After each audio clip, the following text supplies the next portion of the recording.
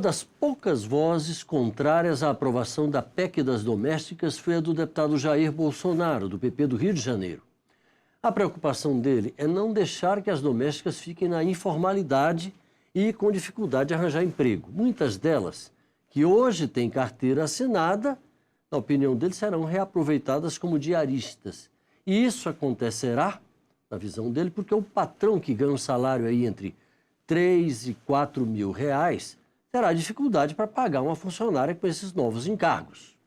Eu sou Paulo José Cunha e estou com o deputado Jair Bolsonaro, que vai participar com a gente desta edição do Palavra Aberta, uma produção conjunta da Rádio Câmara e da TV Câmara. Deputado, de qualquer maneira, a PEC está aprovada.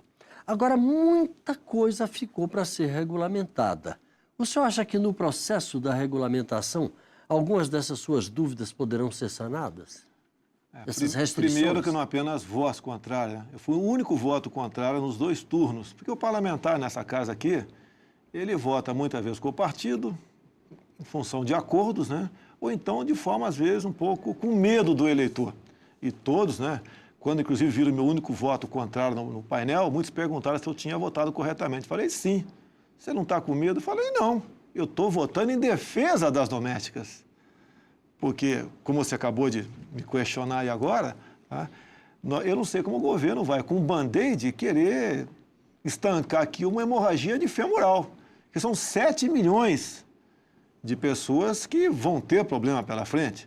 O próprio site, né, Doméstica Legal, antes da votação, numa pesquisa que eles fizeram, dava que em torno de 50% iriam demitir as suas domésticas, né? Não iam demitir porque não querem mais, demitir porque não querem ter problema lá na frente. Por ocasião de você fazer um ajuste de conta quando você for obrigado a mandá-lo embora por um motivo qualquer. Na época, não é porque ele não queira pagar, não, Sim. né? Sim. Essa pesquisa foi nesse sentido. Foi, né? Exato. E 35% iam buscar a transformação de empregadas para diaristas. E 15% apenas ia manter.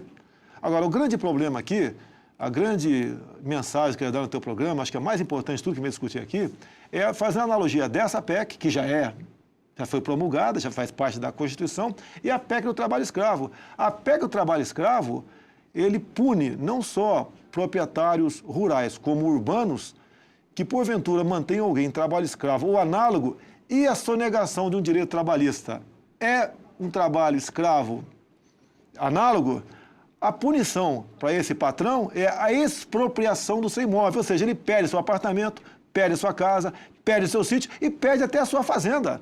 Então é o grande alerta que eu faço para todos com essa PEC do trabalho escravo. Não mantenha na informalidade e pague todos os direitos. Caso contrário, você pode perder seu imóvel. E o que é pior ainda, se o teu imóvel for alugado, né, quem te alugou o imóvel vai perder o imóvel. É isso que está na PEC do trabalho escravo. Isso é trabalho escravo. Sim. Só para deixar claro para o telespectador, nós estamos tratando de uma PEC que ainda está tramitando, que é a PEC que pune o trabalho escravo, a qual já passou na Câmara já passou na Câmara, está lá no Senado, porque o deputado está... Como o nome é muito bonito, o trabalho escravo, a tendência é votar favorável. Então, a minha grande preocupação na questão da PEC das domésticas é a informalidade.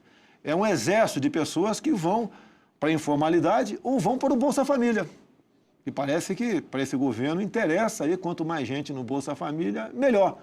Sem querer voltar ao passado, né? É a massa de proletariado, o governo está crescendo, né?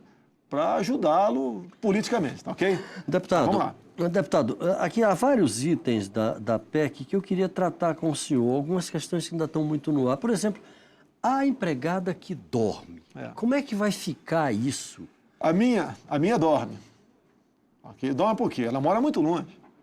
E para ela é vantagem, né? Porque ela janta lá em casa e faz um lanche lá em casa e tem uma TV a cabo no seu quarto.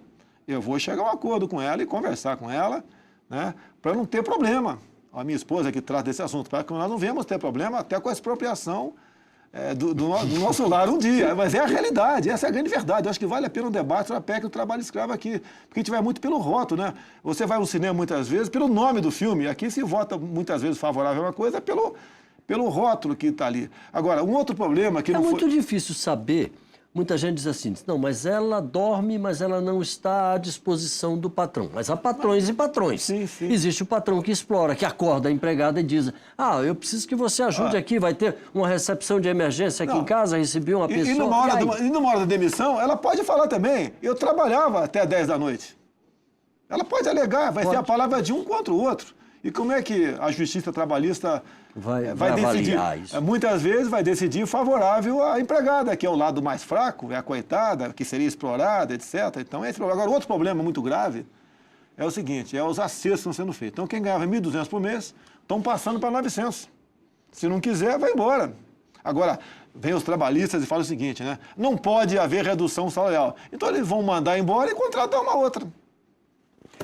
Deputado, a questão que muita gente também está levantando, uma discussão que está muito séria, uma das acusações contra a PEC das domésticas era de que ela trataria o patrão como uma empresa. Da mesma forma como uma empresa trata os empregados, o patrão seria uma empresa com uma empregada, digamos assim. A dona de casa seria uma empresa, teoricamente. E isso daí gera um tratamento completamente diferente. Porque o senhor dizia pouco antes de começar o programa que a relação patrão-empregada não é a relação patrão-funcionário... Que está apertando o parafuso, que está consertando o motor. Porque ali há uma relação afetiva também, muitas vezes, no caso das empregadas. Uma vez quebrando esse vínculo, né, com toda certeza vai haver demissão. Você não pode ficar com a pessoa em casa... Okay? Que você desconfie dela. Aqui vem um caso concreto que eu vi no Rio de Janeiro agora há pouco. A doméstica chegou para o patrão e falou, olha, todo dia faço o café às 7 da manhã. E como começo a trabalhar às 9, eu quero 2 horas de hora extra na manhã. E que o patrão disse para ela, a partir de agora, eu faço meu café da manhã, que é café com leite em pedaço de pão, e você vai tomar seu café no botequim da esquina e começa a trabalhar 9 horas. Quer dizer, aí já é, além de complicar para a empregada, um café no botequim, uma média com pão e manteiga, custa R$4. Custa R$4 no Rio de Janeiro, é um absurdo, né? Mas custa R$4. Então, você criou mais um problema na questão da afetividade. Aí a gente pode levar isso mais adiante.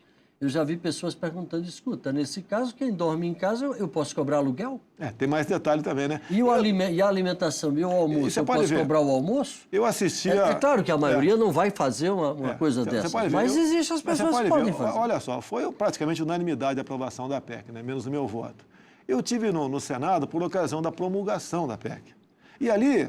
parlamentares do PT, como Benedito da Silva, por exemplo, né, entre tantos outros, ministros, ministras, discursaram e foram numa mesma linha. Acabou a escravidão no Brasil. Pelo amor de Deus, acabou a escravidão no Brasil, porque eles vão passar a ter todos os direitos trabalhistas. Assim sendo, o que eu estou fazendo agora? Bem, eu acho que esses todos, né, o governo em especial, tem que ser coerente. Vamos acabar, sim, com a escravidão no Brasil, dando os mesmos direitos, fundo de garantia, hora extra, jornada máxima de 44 horas por semana, para os meus amigos, companheiros da Marinha, da Aeronáutica e do Exército, para as polícias militares, para o Corpo de Bombeiros Militares. Vamos conceder esses direitos a todos eles. Tenho certeza que o governo vai apoiar a minha PEC. Agora, o discurso, que foi demagógico, foi. Deputado, só para a gente encerrar 2 questões rapidamente. A questão do patrão que é demitido e não tem condições de pagar a empregada. Isso parece que não está contemplado lá na PEC, não, olha só, né? eles estão, hoje em dia, o que é justa causa, o que não é justa causa numa demissão? Um patrão, ele pode ser demitido, mas pode se alegar na justiça trabalhista que ele tem um capital que comporta o pagamento de 40% de multa em cima do fundo de garantia. É mais uma coisa que vai lá, né, encher as prateleiras da justiça trabalhista. Ou seja, isso é um grande problema. O que faltou nessa PEC? Primeiro que para nós aqui o fundo de garantia era opcional. Muitos pagavam. Podia impor agora o fundo de garantia. E dar uma transição, 3, 6 meses, coisa que não foi feita. Período de ajuste. Transição nenhuma. Então, o impacto que tem para os patrões no momento é a preocupação, né, e não poder arcar com os encargos trabalhistas e ter um desequilíbrio econômico. Então, a demissão de imediato que aconteceu para muita gente. Só para encerrar, a questão do FGTS.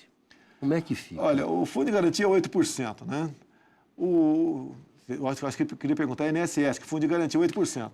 INSS, seria o INSS. Hoje o patrão entra com 12, o empregado entra com 8, não é isso? Sim, geralmente o patrão absorve tudo isso aí. Agora, para o governo, ele quer diminuir as alíquotas, né? Porque tem muita doméstica que está na informalidade. Então, o governo vai ganhar de qualquer maneira. Até porque, por que ele vai ganhar? Porque a massa dessas trabalhadoras agora vão se diminuir ao nível do salário mínimo nacional ou ao nível do mínimo estadual, que cada estado tem seu mínimo um pouco acima do salário mínimo. Então, como todos vão estar muito próximos do mínimo nacional, elas vão se aposentar mais cedo ou mais tarde, de acordo com a sua idade. E vai ser próximo ao salário mínimo. Então, o que o governo vier arrecadar agora, que seja 1%, é negócio para o governo. Bom, deputado... O governo não perdeu, o governo está ganhando sempre. Infelizmente, nosso tempo está esgotado. A gente vai continuar acompanhando, porque agora vem a fase da regulamentação. E talvez aí seja o momento de dirimir uma série dessas dúvidas que nós tratamos aqui. Muito obrigado pela sua participação aqui com a gente. Você de casa, obrigado pela audiência. Um abraço e até a próxima.